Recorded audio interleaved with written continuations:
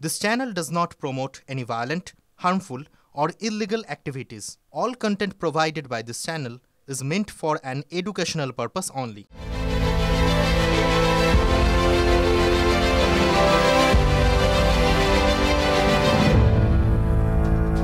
काफ़ी लोगों ने मेरे ये महामंडलेश्वर होने पे आपत्ति जताई है। मैं चाहूँगी कि वो 2-3 घंटा आके मेरे साथ बैठे और शास्त्र ध्यान तप के बारे में प्रश्न जो भी उनके मन में आए वो प्रश्न मुझे पूछे। শুনলেন তিনি কি বলছেন। সেদিনও কিন্তু বিতর্ক পিছু ছাড়েনি, আজও সেই বিতর্কেই মমতা কুলকার্নি। সন্ন্যাস নিয়ে মহামণ্ডলেশ্বর হয়েছিলেন দিন 7 আগে, আর আজ সেই সন্ন্যাস নেওয়া মমতা কুলকার্নিকেই অপসারণ করলো কিন্নর আখড়া। প্রশ্ন হচ্ছে কেন? আখড়ার অধিকাংশ সন্ন্যাসী তার অভিযোগ করছেন নিয়ম বিরুদ্ধভাবে নাকি মহামণ্ডলেশ্বর পদে বসানো হয়েছে এই মমতা কুলকার্নিকে, আর একই সঙ্গে বহিষ্কার করা হয়েছে মমতা কুলকার্নির গুরু, যার নাম লক্ষ্মী নারায়ণ ত্রিপাঠী। একটার পর একটা বিতর্ক এক্ষেত্রে দানা বেঁধেছে। তবে এই সব বিতর্ককে ছাপিয়ে মহাকুম্ভ রাজনীতির মহাবিতর্ক ওই পদপিষ্ট হওয়ার ঘটনা। হ্যাঁ, বলতে পারেন এই মুহূর্তে মহা ঘূর্ণিপাকে রাজনীতিও পাক খাচ্ছে। বিরোধীদের সুর এক্ষেত্রে চড়া হবে এ কথার নতুন করে বলার অপেক্ষা রাখে না। বাজেট অধিবেশনেও এই মহাকুম্ভ প্রসঙ্গ তুলতে চেয়েছিলেন বিরোধীরা। বিরোধী দলের পক্ষ থেকে কুম্ভ স্নানের যে ভয়ানক মর্মান্তিক দুর্ঘটনা তা রুল 193-তে নিয়ে এসে আলোচনা করার প্রস্তাব সমাজবাদী পার্টি দিয়েছিল। আমরা বিরোধী দলগুলো তাকে সমর্থন দিয়েছি। সরকার পক্ষ সম্মতি না হওয়াতে স্পিকার বলেছেন তিনি এ ব্যাপারে পরে তার অভিমত জানাবেন। সংসদে বিতর্কে না, আর সংসদের বাইরে সকাল সকালই তো চাঁচাছোলা समाजवादी पार्टी प्रधान। जिन लोगों की जान गई है भगदड़ में, सरकार संख्या छिपा रही है, और सरकार इसलिए संख्या छिपा रही है क्योंकि उन्हें मुआवजा न देना पड़े। মৌনী অমাবস্যার রাতে ভয়াবহ দুর্ঘটনা ঘটে গিয়েছে। পদপিষ্ট হয়ে সরকারি সংখ্যা অনুযায়ী 30 জনের তালিকা প্রকাশ করেছে উত্তরপ্রদেশ সরকার, কিন্তু জলঘোলা সেখানে থামছে না।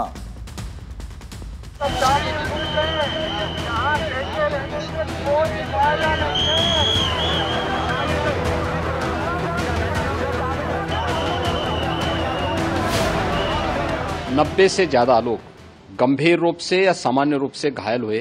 यह हादसा भारी भीड़ के द्वारा अखाड़ा मार्ग के बैरिकेटिंग्स को तोड़ने और उसके बाद उससे कूद करके जाने के कारण वहां पर हुआ है, जिसमें 30 के आसपास लोगों की दुखद मृत्यु हुई है। ये देखिए, ये 24 मृतकों की लिस्ट है। 30 लोगों का आंकड़ा सरकार के द्वारा जारी कर दिया गया है। 1 2 3 4 5 6 7 8 9 10 11 12 13। हाथ क्यों पकड़ रहे हैं आप? हाथ क्यों? आप धक्का क्यों देंगे? धक्का क्यों देंगे? अरे आप ये, अरे इधर दिखाओ, जरा इधर दिखाओ कैमरा। अरे कैमरे में हाथ क्यों लगाओ? कैमरे में आप हाथ लगाएंगे कैसे? कैसे ये छेड़छाड़? हम डेड बॉडी के पास गए हैं, हम लिस्ट नहीं दिखा सकते हैं, हम लिस्ट नहीं दिखा सकते हैं। ये पाकिस्तान है, ये डेमोक्रेसी नहीं है। छिपा रहे हो, आंकड़ों को छिपा रहे हो। अपना परिचय बताइए, अपना परिचय बताइए। अरेस्ट करिए मुझे, अरेस्ट करिए। दरोगा जी मुझे अरेस्ट करिए, अरेस्ट करिए, अरेस्ट करिए, अरेस्ट करिए मुझे, अरेस्ट करिए, अरेस्ट करिए मुझे, अरेस्ट करिए मुझे, मुझे अरेस्ट करिए, करिए मुझे अरेस्ट करिए। मैं यही खड़ा हूँ। बॉडी नहीं मिल रही है, एक भी बॉडी नहीं मिल रही है। 4 दिन से परेशान रहे। देखो ना, बॉडी देखो। अरे बात करें हम लोग। हाथ नहीं लगाएंगे आप हाथ नहीं लगाएंगे। आप ढंग से बात करेंगे, आप ढंग से बात करेंगे। हाथ लगाओगे, अपना परिचय बताइए। आप अपना परिचय बताइए, कौन है आप? किस अधिकार से आप हाथ लगा रहे हैं? लोग मर गए हैं, मारे गए हैं, लोगों की लाशें नहीं मिल रही है, परिवार यहाँ भटक रहा है। झूठ बोल रहे हो आप। আমার সহকর্মী বিপিনের প্রশ্ন শুনলেন। মহাকুম্ভের এই মহাবিপর্যয়ে এই বাংলার 5 জনের মৃত্যুর খবর পাওয়া যাচ্ছে। আজ বিমানবন্দরে দাঁড়িয়ে বিজেপিকে কড়া আক্রমণ করেছেন শাসক দলের নাম্বার 2 অভিষেক বন্দ্যোপাধ্যায়। সেখানেও কিন্তু প্রশ্নের মুখে মৃতের সংখ্যা, এক্স্যাক্ট সংখ্যা। যদি অন্য কোনো রাজ্যে হতো, বিশেষ করে বিজেপি বিরোধী রাজ্যে, যদি তামিলনাড়ুতে হতো বা বাংলায় হতো বা অন্য কোনো রাজ্যে যারা বিজেপির বিরুদ্ধে লড়াই করছে, এতক্ষণ রাষ্ট্রপতি শাসনের কথা জারি করার কথা বলা হতো। এখন তো সরকারি ফিগারই দিতে পারে, কখনো বলছে 30 জন, কখনো বলছে 40 জন। আমি যতটুকু দেখেছি শুনেছি ওখানকার যে কজন সাংবাদিকের সাথে আমার কথা হয়েছে, সংখ্যাটা 100 পেরিয়ে গেলেও অবাক হওয়ার কিছু নেই। এই মৃতের তালিকায় বাংলার 5 জন পুণ্যার্থী রয়েছেন। দেহ রাজ্যে ফিরিয়ে আনা হয়েছে, কিন্তু মৃতদের পরিবারের কাছে কোনো রকম ডেথ সার্টিফিকেট নেই, কোনো রকম ময়না তদন্তের রিপোর্টও নেই। শুধু একটা ছোট্ট চিরকুটে নাম লিখে পরিবারের হাতে উত্তরপ্রদেশ সরকার তুলে দিয়েছে। প্রশ্ন তো উঠবেই।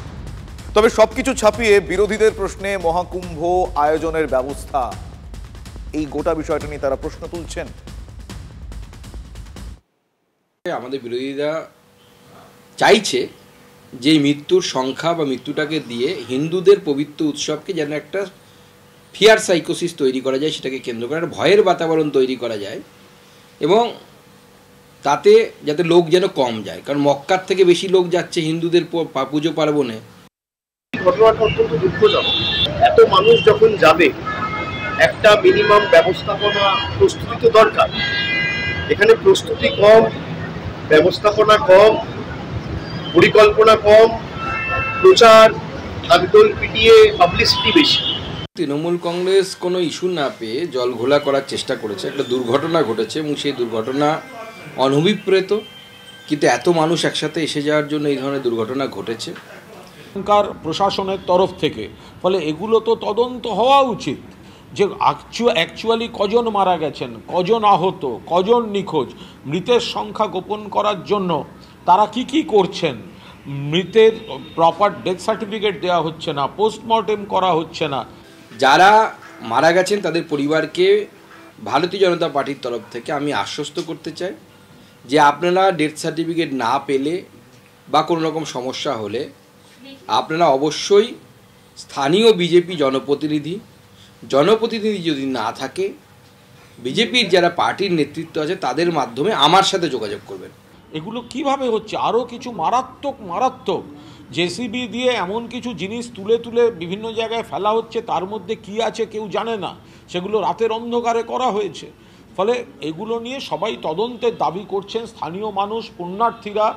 আমি উত্তরপ্রদেশ সরকারের সাথে কথা বলে আপনাদের ডেথ সার্টিফিকেট যেন সঠিকভাবে আপনারা পান তার ব্যবস্থা করব এবং তার সাথে সাথে শুধু তাই নয়, আপনাদের যে আর্থিক সাহায্য পাওয়ার কথা সেই আর্থিক সাহায্য আপনারা পাবেন। গরিব মানুষের জন্য কোনো ব্যবস্থা নেই। বড় বড় উদ্যোগপতিরা যাচ্ছে, নেতা মন্ত্রীরা যাচ্ছে, তাদের জন্য ভিভিআইপি ব্যবস্থা। দুঃখের তো, দুর্ভাগ্যজনক, বেদনাদায়ক। ঘটনাগুলোর থেকে এরা শিক্ষা নেবে, কিন্তু বিজেপি কোনো ঘটনা থেকে শিক্ষা নেয়। এই তৃণমূল কংগ্রেস এত বড় বড় কথা বলছে। আপনাদের নিশ্চয়ই মনে আছে গত দুর্গাপুজোতে নদিয়ার একটি ক্লাব উঁচু দুর্গা প্রতিমা করেছিল বলে সেই ক্লাবকে প্যান্ডেলকে পারমিশন দেওয়া হয়নি, ভিড় সামলাতে পারবে না বলে। আমরাও তো এখানে গঙ্গাসাগর করেছি, আমাদের রাজ্য সরকারও তো করেছি, তাই নেই করে 14 বছর সরকার ক্ষমতায়। এরকম ঘটনা যদি বাংলায় ঘটতো, ঈশ্বর সর্বশক্তিমান না করে কোনোদিন ঘটুক, যদি ঘটতো তাহলে এতক্ষণ তো রাষ্ট্রপতি শাসন জারি করার কথা বলতো। এবার আসি বন্দুকের কথায়। বন্দুক এখন হাতের মোয়া, খোলাম কুচিয়াকে বলে। চাইলেই গুলি বন্দুক পাওয়া যায়। মুখ্যমন্ত্রী যতই বলুন যেখানে যত বোমা বন্দুক আছে পুলিশকে উদ্ধার করতে হবে, তার পুলিশ পেরেছে উদ্ধার করতে। বীরভূমের বকটুইয়ের পর আরও কত কাণ্ড ঘটে গেল। বেআইনি অস্ত্র যাদের কাছে থাকার ঠিক তাদের কাছে আছে। এই তো সেদিন আপনাদের নিশ্চয়ই মনে আছে, মালদায় তৃণমূল কংগ্রেসের দুলাল সরকার প্রকাশ্যে কিভাবে তাকে গুলি খেয়ে মরতে হলো। তৃণমূল ভার্সেস তৃণমূল শুরু হয়ে গেল। আজ গুলি খেয়ে মরলেন সন্তোষ যাদব। নৈহাটির ব্যানার্জি পাড়ার ঘটনা, গুলি করে মাথা থেঁতলে তাকে খুন করা হয়। এখানেও কি ওই তৃণমূল ভার্সেস তৃণমূল? প্রশ্ন তুলতে বাধ্য হচ্ছি। শাসক দল বলছে না, তাদের আঙুল অর্জুন সিং এর দিকে। সন্তোষ যাদব যখন বাড়ি ফিরছিল এমন সময় অর্জুন সিংয়ের পোষা গুন্ডা চিন্টু সিং, রাজেশ সাউ, যাকে ধাওড়া বলে ডাকে, সহ আরও 8 জন, মোট 10 জন মিলে ওকে ঘিরে ধরলে পরে ফার্স্ট গুলি চালায়, গুলিটা কানের পাশ দিয়ে বেরিয়ে যায়। তারপর ওকে 3 রাউন্ড গুলি চালায়, একটা ঠিক কপালের মাঝখানে লাগে, একটা নাকের এখানে লাগে, আর একটা কানের এখানে লাগে। অর্জুন সিং যখন দেখছে মানুষের থেকে পুরো বিচ্ছিন্ন হয়ে গেছে, আজকেও আমি ভাটপাড়ায় 15 নম্বর ওয়ার্ড 10 নম্বর ওয়ার্ডে মানুষের সাথে বসেছিলাম। যখন দেখছে ভাটপাড়াতেও ওর পায়ের তলার মাটি শূন্য হয়ে যাচ্ছে, ব্যারাকপুরে তো আগেই হয়েছে, ভাটপাড়াতেও 2026-এ জিতবে না ও দ্বারা কিংবা ওর ছেলে দ্বারা, তখন চেষ্টা করছে সন্ত্রাস করে যদি মানুষকে ভয় দেখানো যায়, ওতে কোনো লাভ হবে না। লোকসভা নির্বাচনে অর্জুন সিং হেরে যাওয়ার পর এই সন্তোষকে মারবার জন্য বহুবার অর্জুন সিং এই ক্রিমিনালদের ঠিক করে রেখেছিল, আজকে অর্জুন সিং মারতে সফল হলো। একজনের থেকে রিভলভার কেড়েও নিয়েছিলেন সন্তোষ, কিন্তু তাতেও শেষ রক্ষা হয়নি। পরপর 4টি গুলি চলে। আচ্ছা, এলাকাটা এই এলাকাটার নাম নৈহাটি বলেই কি শাসকের নিশানায় অর্জুন? ব্যারাকপুরের প্রাক্তন সাংসদ অর্জুন সিং, তাকে ফোনে যোগাযোগ করা হয়েছিল, কি বলেছেন তিনি ফোনে, এবার শোনাই আপনাদের। এই যে সন্তোষ যাদব আগে গুলি মেরেছিল, বুঝলেন, 2 বছর আগে গুলি মেরেছিল, বেঁচে গেছিল, তারপরে রোজ গন্ডগোল চলছিল, কালকেও গন্ডগোল হয়েছে, থানা কমপ্লেনও হয়েছে, আজকেও ওকে মেরেছে, মারার পরে 2 পক্ষ থানা যাচ্ছিল, ওখানেই রাস্তায় আবার মারামারি হয়েছে, ওকে মেরে দিয়েছে। নাম क्या है?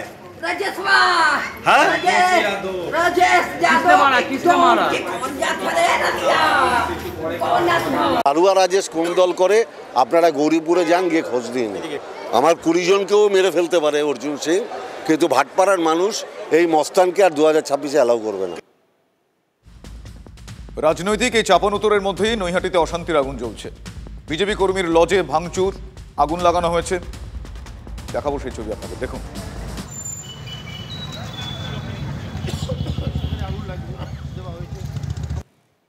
দাউ দাউ করে জ্বলছে এই সেই লজ, যে লজ বিজেপি কর্মী বিকাশ সিং এর লজ, সেই লজের আসবাবপত্র। অভিযোগের তীর যে এই যে খুনের যে ঘটনা ঘটেছে, সেই খুনের ঘটনায় উত্তেজিত যারা তৃণমূল কর্মী তারাই এই আগুন ধরিয়েছে, এটাই অভিযোগ করছেন তৃণমূলের বিজেপির পক্ষ থেকে। পুরো ভাঙচুর করা হয়েছে লজ, পুরো লজ ভাঙচুর করে দেওয়া হয়েছে এবং এই লজের অফিস সমস্ত ভাঙচুর, সমস্ত আসবাবপত্র বার করে দিয়ে তাতে আগুন ধরিয়ে দেয় উত্তেজিত জনতা। উত্তেজিত জনতা, ঘটনাস্থলে পুলিশ, এখনও পুলিশের ঘটনাস্থলে পুলিশ এলেও সে পুলিশের সামনেই এই কাণ্ড চলে। তবে এক উত্তপ্ত নৈহাটি, অর্থাৎ এই সন্তোষ যাদব খুনের ঘটনায় উত্তপ্ত নৈহাটি, দাউ দাউ করে জ্বলছে এখনো আগুন, নেই দমকল। নৈহাটি থেকে বিশ্বজিতের সঙ্গে অনন্ত চট্টোপাধ্যায়, TV9 বাংলা। আসলে ঘুরে ফিরে সেই পুলিশের দিকেই কিন্তু আঙুল উঠছে। চারিদিকে এত গুলি, এত বন্দুক, পুলিশ কি করছে প্রশ্ন উঠবে না? পুলিশ অ্যাডমিনিস্ট্রেশন কি টোটালি প্যারালাইজড হয়ে গেল?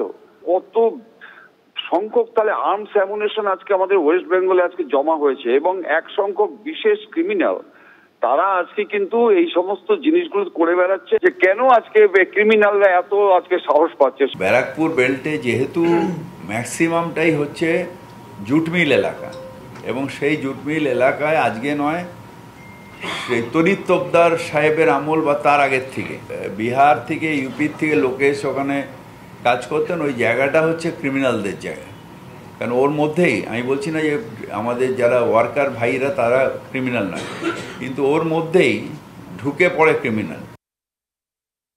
আসলে পিঠ বাঁচাতে শাসককে যে কত অজুহাত খুঁজতে হয় তা তো দেখাই যায়, কিন্তু তারকেশ্বরে দলের লবির লড়াইয়ে কোন যুক্তি দেবে তৃণমূল কংগ্রেস? সেখানে তো বিধায়ক ভার্সেস উপপ্রধান। দুয়ারে সরকারে কার গোষ্ঠী পরিষেবা দেবে তা নিয়ে ছেলে মানুষই। বিধায়ক রামেন্দু সিংহ রায় বনাম, উপপ্রধান শেখ মনিরুলের লোকজন, ওই মাঝখানে একটা বনাম বসে গিয়েছে। শাসকের ঘরের সেই কোন্দলেই গতকাল সেখানে ধুন্ধুমার কাণ্ড বেঁধেছিল, চৌপাট হতে বসেছিল সরকারি পরিষেবা। আজ সেই দ্বন্দ্বই রাস্তায় চলে এলো। নাইটামাল পাহাড়পুর গ্রাম পঞ্চায়েতের উপপ্রধান মনিরুল বাহিনীকে গ্রেফতারের দাবিতে পথ অবরোধ করলেন বিধায়কের অনুগামীরা। তবে কোথাও দলীয় ঝান্ডা নেই, বিধায়ক নিজেও পিকচারে নেই, হাতে ধরা পোস্টারে লেখা দিদির অনুগামী। আর তাতেই কি স্পষ্ট নয় এটা ঘরের কোন দল? কালকে আমরা দুয়ারে সরকার গিয়ে আমরা হয়রানি হয়েছি, উপপ্রধান তার গুন্ডা নিয়ে আত্মহত্যা করেছে। বন্দুক আকাশে বেরোচ্ছি, আমাকে ডাইরেক্ট বন্দুক ধরেছে, আমার মাথায় ধরেছে বন্দুক, সেটা টেনে মাথায় বন্দুক ধরেছে আমার। এখন যদি গুলিটা বেরিয়ে যেত বন্দুক থেকে তাহলে আমরা কি করতাম সাধারণ মানুষ? শহীদুল মোল্লা যে সঞ্চালক বলে নিজেকে দাবি করে, সে হাতুড়ি ফাতুড়ি নিয়ে এসে আমাদের সব মারতে আসে। তারা তৃণমূলের হয়ে তারা বলছে যে আমরা তৃণমূল করি বলে হারমাতগিরি করছে। আমার কাগজ দিকে জমা করতে গেছি, আমার কেস নিয়েছে কিন্তু আমার রিসিভ দেয়নি, আমার কেস নেয়নি। শুনলেন, তারা নিজেরাই বলছেন তৃণমূলের এক শিবির আরেক শিবিরকে প্রকাশ্যে বলছে যে ওরা হারমাতগিরি করছে, আর সেই কোট আনকোট হারমাতদের গ্রেফতারের দাবিতে রাস্তায় নেমে অবরোধ, যার জেরে ডানকুনি আরামবাগ ২৬ নম্বর রাজ্য সড়কে বেশ কিছুক্ষণ যান চলাচল বন্ধ থাকে।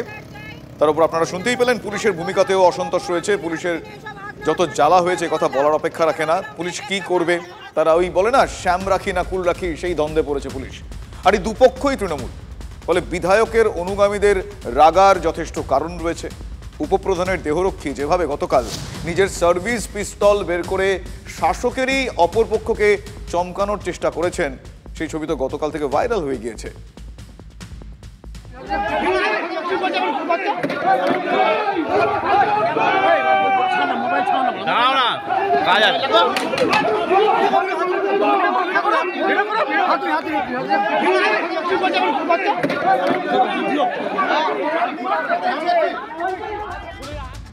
নিজের দেহরক্ষীর হয়ে গতকাল একটু ব্যাটিং করার চেষ্টা করেছিলেন মনিরুল। আমাকে ধাক্কাধাক্কি করতে যায়, আমার সিকিউরিটিকে ধাক্কা দেখে, তখন সিকিউরিটি নিজের আর্মস বাঁচাবার জন্য যে তার আর্মসটা না ছিনতাই হয়ে যায়, তখন সে আর্মসটাকে হাতে বের করে রেখেছে। এটাই ঘটনা। সেই অজুহাত ধোপে টেকেনি উপপ্রধানের দেহরক্ষী শেখ শাহজাহানকে আজ ক্লোজ করা হয়েছে। তার বিরুদ্ধে বিভাগীয় তদন্ত হবে। শাসক নেতাদের দেখে কি ওই পুলিশকর্মী একটু বাড়াবাড়ি করে ফেলেছেন? আজকাল তো শাসক নেতাদের ওই ট্যাঁকে গোজা বন্দুক থাকে, আপনারা দেখেছেন। সবাই নয় যদিও, কেউ কেউ পান থেকে চুন খসলে সেই বন্দুক বেরিয়েও পড়ে, সেটাও দেখেছেন আপনারা। কেউ আবেগে খেলার মাঠে বন্দুক থাকলেই ওই হাত সুরসুর করে তাদের। মালদার মানিকচক ভলিবল টুর্নামেন্ট সেই ছবি, যে চার মূর্তি শূন্যে গুলি চালিয়েছেন তাদের একজন শাসক নেতা, জেলা পরিষদের কর্মাধ্যক্ষ। উপপ্রধান গতকালই বোঝানোর চেষ্টা করেছিলেন যে গন্ডগোল বিজেপি পাকিয়েছে, কিন্তু আজ যারা দিদির অনুগামী লেখা ওই পোস্টার নিয়ে তার বিরুদ্ধে পথে নেমেছেন তারা পদ্ম শিবিরের। বিজেপি কি তাহলে চক্রান্ত করে শাসকের ঘরে অশান্তি বাঁধাতে চাইছে এইভাবে? মানে মনিরুল কি তাই বলবেন? যাই হোক, মৃত্যু নিয়ে টানাপোড়েন রয়েছে, এবার সে খবরে রাখবো। ডেড বডি আছে, কিন্তু সারপ্রাইজিংলি বিস্ময়করভাবে ডেথ সার্টিফিকেট নেই। কুম্ভে যে কি হয় আমাদের জানা নেই। তবে বাংলাও কিন্তু পিছিয়ে নেই না, এখানে কোনো পুণ্য স্নানে বিপদ আপদ হয়নি, ঠিকই হয়েছে একেবারে শহরের ভরা রাস্তায়। হ্যাঁ, গলার নলি কেটে ছুরির এলোপাথারি কোপ এবং খুন শহরের ভরা রাস্তায়। এক তরুণীর প্রাণ চলে গিয়েছে, কারণ এখনো পর্যন্ত যেটা জানা যাচ্ছে সম্পর্কের টানা পড়ে। আর এই গল্পে চরিত্র কিন্তু বেশ কয়েকটা রয়েছে। ওই তরুণী, তার প্রেমিক মুখ্য চরিত্র। সে প্রেমিক আবার বিবাহিত এবং অভিযুক্ত, মানে যে মারল তরুণীকে সে তারই ছেলে। বুঝলেন কিছু? বাবার বিবাহ বহির্ভূত সম্পর্ক ছেলে মানতে পারেনি, তাই যার সঙ্গে সম্পর্ক বলে সন্দেহ, মানে তার বাবার, তাকে একেবারে শহরের অন্যতম একটা ব্যস্ত রাস্তায় সবার সামনে ছুরি মেরে খুন। ভাবুন, এই না হলে বাংলা? শাসক যাকে বলে সেফেস্ট সিটি, এই তার সেফটি, এই দেশে নিরাপদ শহরের অবস্থা।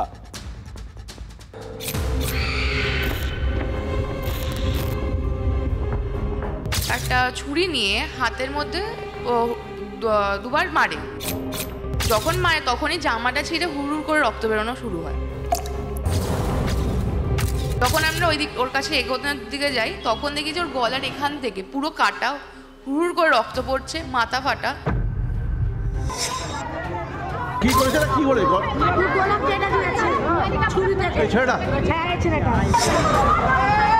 হাতে ওরকম দু হাতেই কাটার দাগ, রক্ত বেরোচ্ছে। মানে ও যে বাঁচবে না সেটা দেখেই বোঝা যাচ্ছে, এত বাজেভাবে ওকে মারা হয়েছে। মোহাম্মদ ফারুক আনসারির সঙ্গে বিবাহ বহির্ভূত সম্পর্কে জড়িয়ে পড়েছিলেন রফিয়া শাকিল, এমনটা জানা যায়। খুন তাকেই হতে হলো ফারুক আনসারির নাবালক ছেলের হাতে, যার বয়স 16। ফারুকের স্ত্রী, তিনিও ছিলেন ছেলের সঙ্গে, এবং আরেকজন যিনি ছিলেন তিনি ওই নাবালকের তুতো দাদা। তরুণীকে অবশ্য ধারালো অস্ত্র দিয়ে কুপিয়েছিল ওই নাবালক, মানে যার বয়স 16 বললাম। ফিল্মি কায়দায় তাড়া করে খুন। তরুণীকে এইভাবে চেপে ধরা হয়, তারপরে কিন্তু ওই ধারালো অস্ত্র দিয়ে তার গলার নলি কেটে ফেলা হয়। কতটা হাড় হিম করা ঘটনা, এবং স্থানীয় যারা লোকজন এবং আশেপাশে দোকানদার আছে তারা কিন্তু বলছেন এই ঘটনা দেখে তারা আতঙ্কিত। এইভাবে প্রকাশ্যে জনবহুল একটি জায়গায় হাতে ধারালো অস্ত্র নিয়ে দুজন যুবক ছুটে আসছে, তরুণীকে ধাওয়া করছে, হাতের থেকে ছুরি পড়ে যায়, তাও কিন্তু সে উঠে আসে এবং তরুণীকে একেবারে দেওয়ালে ঠেসে তার গলার নলি কেটে ফেলা হয়। ভাবতে পারছেন শহরের একটা ব্যস্ততম জায়গা, সেখানে বেশ কিছু ফুড জয়েন্ট রয়েছে, আপনি ওখানে খেতে গিয়েছেন, এই দৃশ্য আপনার সামনে ঘটলো, আপনাকে দেখতে হচ্ছে। ভাবুন কোথায় গিয়েছে সেফটি। প্ল্যান করে রীতিমতো সবটা হয়েছে বলে মনে করা হচ্ছে। জিপিএস ট্র্যাকারের মাধ্যমে বাবার গাড়িকে ফলো করে এবং ফলো করে ওই জায়গায় পৌঁছয় মা ছেলে। এরপর যা হলো তা এক কথায় ভয়াবহ। এই শহরে আজকাল রক্ত ঝরাটা সহজ হয়ে গিয়েছে। প্রশ্ন হচ্ছে যে যারা এই ঘটনা ঘটাচ্ছে তারা একবারও ভাবছে না যে ঘটনা ঘটানোর পর তাদের কি হতে পারে, নাকি ভাবছে যে এসব করে মেরে যেখানে সেখানে ফেলে দিয়ে যখন তখন এই সমস্ত করে চলে যাওয়া যাবে। মানে ভয় ডর আইন শৃঙ্খলা যে কোনোখানেই নেই সেটা তারা মানে সেটা ভেবেই তারা এগোচ্ছে। ফলে এই প্রশ্ন করতেও ভয় লাগছে যে এই ঘটনা যারা ঘটাচ্ছে সেই আবহ সে পরিসর তারা পাচ্ছে কি করে। এই বাড়িতে থাকেন মোহাম্মদ ফারুক আনসারি। দেখা যাচ্ছে তিনি যে গাড়ির ব্যবসা করেন একেবারে তার নেম প্লেট দেওয়া এবং সেই ঠিকানা দেওয়া রয়েছে। যদিও এখানে এসে কোনোভাবেই সেই দরজা খোলা যাচ্ছে না, তার কারণ পুরোপুরি তালা দেওয়া। কিন্তু তাদের মধ্যে যে একটা অশান্তি হয়েছিল সেটা 2-3 মাস আগে প্রতিবেশীরা বুঝতে পেরেছিলেন, এবং যেটা প্রতিবেশী শুনেছিলেন যে তার স্ত্রীর সঙ্গে অর্থাৎ ফারুক আনসারির স্ত্রীর সঙ্গে কিন্তু ফারুকের একটি সমস্যা হয়েছিল এবং সেটা বিবাহ বহির্ভূত সম্পর্ক, সেরকমটা কিন্তু প্রতিবেশীরা জানতেন। वाइफ से कुछ हो रहा था तो बोल रहा था कुछ मतलब लड़की उड़की के चक्कर में है, और इससे ज़्यादा तो नहीं। कितना दिन पहले? महीना 1.5 महीना होता होगा। घर भी गए थे, उसका वाइफ रोना धोना कर रही थी, बोल रही थी अफेयर है उससे बात करता है, मैसेज करता है, समझे। ফলে বুঝতেই পারছেন বিষয়টা একদিনের নয়, দীর্ঘদিন ধরে। অভিযুক্ত 3 জনকে ঘটনাস্থল থেকে ধরে ফেলেন প্রত্যক্ষদর্শীরাই। এক প্রস্ত মারধরও চলে, ফলে পুলিশের হাতে তুলে দেওয়া। ততক্ষণে অবশ্য ফারুক ওখান থেকে পালিয়ে গিয়েছে, তার খোঁজ এখন পাওয়া যায়নি। ওদিকে গুরুতর জখম রাফিয়ার এনআরএসের মৃত্যু হয় ভর্তি করার ওই কয়েক ঘন্টার মধ্যেই। কি মারাত্মক বলুন তো, চাইলেই এভাবে মেরে ফেলা যায়? কারোর সঙ্গে শত্রুতা ঝামেলা থাকতেই পারে, সেটা অস্বাভাবিক নয়, কিন্তু যা হয়েছে এক্ষেত্রে যেটা আমরা দেখলাম বা জানলাম সেটা স্বাভাবিক। বাংলায় আইন কানুন বলে কিছু আদৌ আছে? এই ঘটনা কি করে ঘটে? কেন অপরাধীদের সাহস এত বেড়ে যাচ্ছে? তাদের ভয়ে হাত কাঁপছে না? এই উত্তরগুলো রয়েছে কারোর কাছে? চিন্তার বিষয়। আমরা তো বাড়ির মেয়েদেরকে বাইরে বের করতে পারবো না এরপরে। এমন অবস্থা হচ্ছে, কোথাও মেডিকেল কলেজের ভেতরে রেপ হচ্ছে, কোথাও মেয়েদেরকে রাস্তার উপরে ছুরি চালানো হচ্ছে গলার মধ্যে। মেয়েরা তো পশ্চিমবঙ্গে সুরক্ষিতই নয়। রাজ্যের মুখ্যমন্ত্রী একজন মহিলা, রাজ্যের পুলিশ মন্ত্রী একজন মহিলা, এগিয়ে বাংলা, এই তার নিদর্শন। পশ্চিমবঙ্গ নাকি সুরক্ষিত, কোথাও কোনো নিয়ন্ত্রণ নেই। একটা ভয়মুক্ত অসুস্থ সমাজ, নিয়ন্ত্রণহীন সমাজ তৈরি করে দিল তৃণমূল কংগ্রেস 1 দশকের মধ্যে। তবে জানেন তো, ভাববেন না এসব শুনে শাসক আমতা আমতা করছে অস্বস্তিতে। তাদের কাছে কিন্তু যে প্রশ্নগুলো আপনাদের আমি করলাম হাতে গরম জবাব রয়েছে, শুনুন। একটা লয়ার বলছিল, বলে এখন যে অবস্থা যে আমরা না খেয়ে মরতাম, মানে একটা থানায় মার্ডার কেস নেই, ডাকাতি কেস নেই, কিডন্যাপ কেস নেই, কিচ্ছু নেই, কিন্তু তার মধ্যে পার্সোনাল লাইবিলিটি থাকবে না, এটা কখনো হয় না। আমাদের বুঝতে হবে যে কি ঘটনাটা হলো, তার ঘটনাটা এড়ানো যেত কিনা, এগুলো ভাবতে হবে। সমাজও আরও একটু সচেতন হোক। কি বিষয়টা তো জানতে হবে, প্রত্যেকটা কিন্তু আলাদা আলাদা কেস। বিরোধীরা এটা বললো, তা বিরোধীরা বললো কুম্ভ মেলাতে কি হলো, আমরা কি ওটা নিয়ে রাজনীতি করব? আমরা কি বলবো? ওখানে ব্যবস্থা হওয়া উচিত। কেন্দ্রের সরকারের সমীক্ষায় বলছে কলকাতা শহর গোটা দেশের মধ্যে মহিলাদের জন্য সবথেকে নিরাপদ। অন্যান্য রাজ্যে কি কি ঘটছে সেগুলো আমরা জানি, দেখতে পাই, কিন্তু এই ধরনের ঘটনা যদি ঘটে তার সঙ্গে সামগ্রিকতার কোনো সম্পর্ক নেই। বেসরকারি হাসপাতাল থেকে পার্থ চট্টোপাধ্যায়ের মেডিকেল রিপোর্ট তলব করল আদালত। আগামী 5ই ফেব্রুয়ারি সুজয় কৃষ্ণ ভদ্রকে কণ্ঠস্বরের নমুনা সংগ্রহের জন্য সশরীরে পেশ করার নির্দেশ দিয়েছে আদালত।